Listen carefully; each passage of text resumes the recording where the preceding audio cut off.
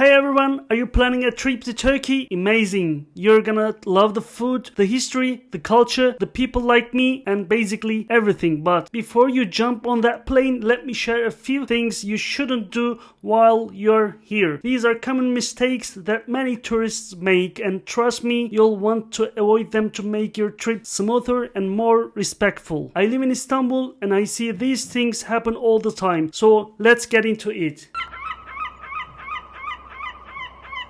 First one, don't enter a mosque without proper attire. Mosques in Turkey are not just tourist attractions, they're a place of worship. If you plan to visit one, and of course you will and you should, because they're amazing, you need to dress modestly. For men, avoid wearing shorts or sleeveless shirts. For women, it's respectful to cover your shoulders, wear long skirts or pants, and use a scarf to cover your hair. Most major mosques provide scarves and wraps at the entrance, but it's always better to bring your own just in case. Also, remember to take off your shoes before entering the prayer area. I'm sure you know this, but I remind you this. Of course, there'll be usually place to leave them after you use. Second, don't take a taxi without checking the price. Taxis in Turkey are generally affordable, but there are of course unfortunately some drivers who try to take advantage of tourists like you. I'm sure you have heard this many times, but I will repeat because this is very important and something that I and every tourist suffer. Always check if the meter is running when you get in. If it's not, ask them to turn it on. If I were you, I'd use taxi app like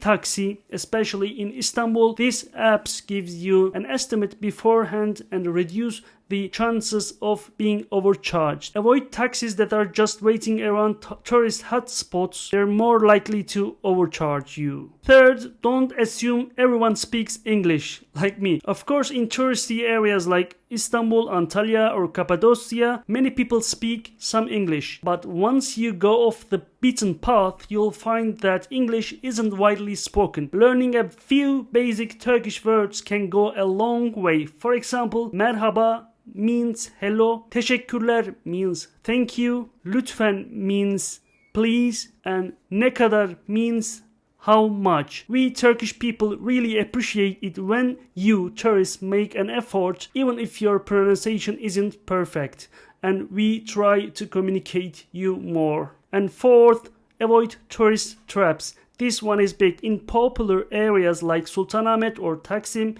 in Istanbul or near major historical sites, you'll see restaurants and shops with no price listed. This has become mandatory lately, but some may still not implement this, so be careful. These are usually tourist traps, places that charge 3 to 4 times more than normal. Here's what you can do. Check reviews on Google Maps before you sit down at a restaurant. Look for the menus with clear prices. If someone is aggressively trying to pull you into a shop or a cafe, that's usually a red flag. I myself hate this and never prefer that shop or restaurant. Turkey has amazing food and shopping, so don't let a few bad spots ruin it. So fifth one, don't forget to remove your shoes in homes and some indoor spaces. This might seem small, but it's actually very important in Turkish culture. If you are invited to someone's home or even someone's guest houses or some hotels or indoor areas, you'll be expected to take off your shoes at the door. Most Turkish homes have slippers for guests, of course